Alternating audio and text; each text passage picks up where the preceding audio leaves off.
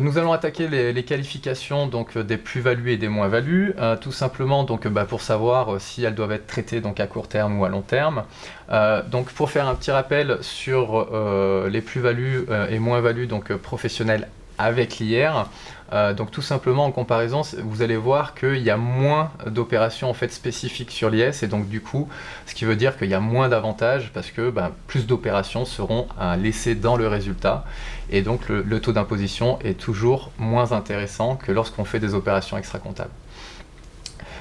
Donc simplement pour revenir sur l'IS, donc concernant les immobilisations et les titres de participation, donc en fait il n'y aura que les titres de participation et les cessions de brevets ou les concessions de brevets qui rentreront en fait dans le régime donc des plus ou moins values et en l'occurrence donc ce sera sur les plus-values ou moins-values long terme. Les autres immobilisations, elles, en fait, elles auront un traitement court terme, donc ce qui veut dire que finalement, on ne va pas les sortir du résultat, elles restent dans le résultat et donc en fait, elles sont soit déductibles, soit imposables. Concernant toutes les autres immobilisations financières, donc là en fait on parle plus de titres de participation, on parle plus de titres de placement, donc ça va être tout ce qui est, pour faire un rapport en fait avec le compte de résultat, ça va être tout ce qui est valeur mobilière de placement. Et là dans ce cas-là, que l'on détienne ou non ces titres à plus de 2 ans ou moins de 2 ans, il n'y a pas de différence puisque de toute façon elles seront traitées de la même manière et elles seront en plus dans ce cas-là traitées dans le résultat, donc il n'y a pas de régime spécifique lié à ces titres de placement. Vous retrouverez aussi donc un petit tableau récapitulatif de ce que je viens de dire, donc en synthétique, et qui sera peut-être plus parlant sous la méthode de tableau, parce que vous pourrez tout simplement faire des croisements en fait sur les analyses. Concernant donc les immobilisations corporelles et incorporelles, donc comme je vous disais au début, seuls donc les titres de participation et les concessions et les cessions de brevets en fait rentrent dans ce régime-là. Donc toutes les autres, en fait, si vous voulez, ne rentrent pas et donc restent dans le régime en fait fiscal de l'entreprise, qui est donc l'imposition à l'IS.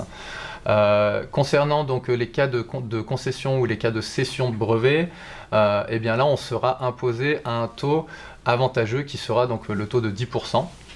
Concernant donc les titres de participation, donc ce qui est considéré comme titre de participation, ça va être donc une entreprise qui détient des titres de participation dans une autre entreprise, mais il va falloir qu'elle ait au moins 10% donc du capital pour être considéré comme un titre de participation.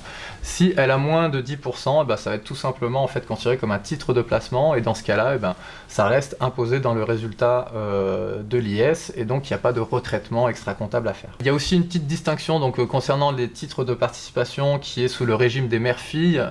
Donc en fait, quand on est sous le régime des mères-filles, donc pour rappel, c'est tout simplement donc une entreprise mère qui détient donc une fille, une société fille, et là dans ce cas-là en fait les titres de participation sont tout simplement considérés comme avec un niveau plus bas, avec un seuil plus bas, on n'est plus à 10% mais on est à 5%. Donc concernant maintenant les titres de participation, donc les titres de participation, effectivement il y aura une opération extra-comptable à faire, donc à sortir en fait tout simplement le produit du résultat comptable. Donc on fait ça tout simplement parce que elles sont imposées en fait à 0%. Donc si on les laisse et qu'on ne fait pas d'opération d'extra-comptable, elles seront tout simplement imposées en fait au taux d'IS, donc soit 15% si c'est un taux réduit, soit au-delà, donc 25% ou 25% en 2022, mais en 2020 on est sur un taux à 28%. Donc tout simplement, donc là effectivement il va falloir opérer donc l'opération extra-comptable, mais il ne faudra pas oublier tout simplement de faire une quote-part en fait de 12%, donc celle-ci en fait effectivement il y a un taux d'imposition à 0%, mais il y a tout de même une quote-part de 12% à réintégrer. Cette quote-part de 12% en fait elle est tout simplement considérée comme étant qualifiée de frais et charges. C'est pour ça donc finalement que l'on vient reprendre cette quote-part. Donc écoutez, effectivement là ce que l'on va faire c'est que donc on va regarder ensemble l'exemple qui simplement mettra en image ce que l'on vient dire donc en propos. Donc vous avez la SA Méhar qui donc a acquis 20 000 titres donc, de la société XL au prix de 80 € le 1er octobre N. Donc là j'insiste sur le 1er octobre N parce que vous aurez donc un prorata à faire, vous voyez que c'est pas une année complète. Donc ensuite, ces titres sont comptabilisés dans un compte titre de participation. Donc ça veut dire que l'entreprise détient au moins 10% du capital.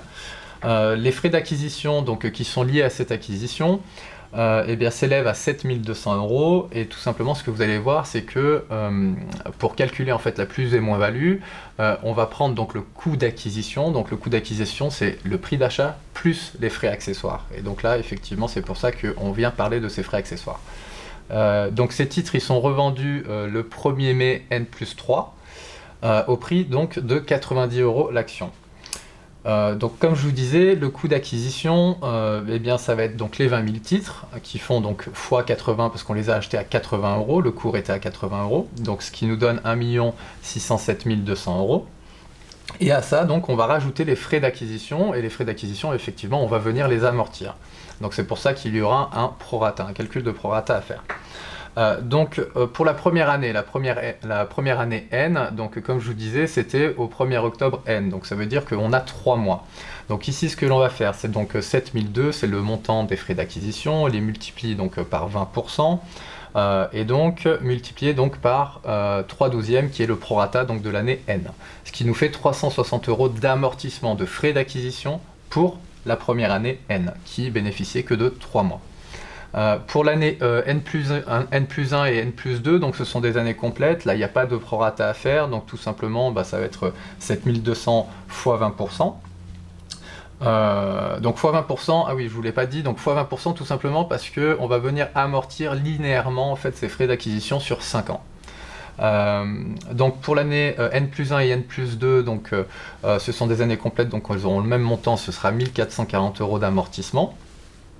Et pour la dernière année, où on a un dernier prorata, effectivement, parce qu'on les a vendus donc, au 1er mai N+3, ce qui nous donne donc 4 mois complets.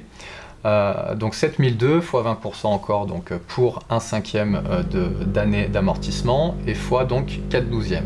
Ce qui nous donne donc un amortissement de ces frais en N+3 de 480 €. Donc vous voyez que le total, on a pu en fait amortir nous 3720 € de frais accessoires par rapport à ces titres.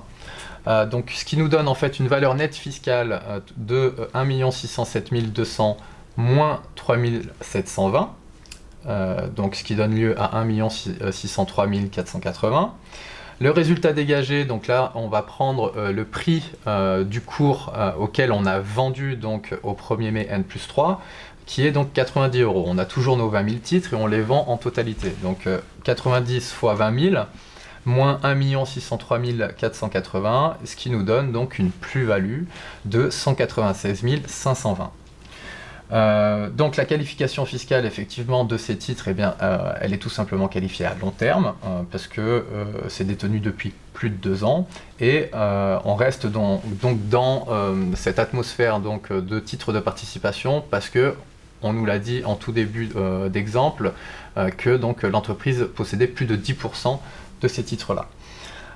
Donc le traitement qui va se faire au niveau donc extra-comptable sur cette plus-value, donc ce qu'on va faire, c'est qu'on va déduire le résultat, donc cette plus-value, on va la déduire de notre résultat, tout simplement parce qu'effectivement, on va avoir notre bénéfice comptable, et notre bénéfice comptable, lui, a pris tous les produits et toutes les charges d'exploitation financières et exceptionnelles. Donc effectivement, ces ventes-là ont déjà été prises en compte dans le résultat.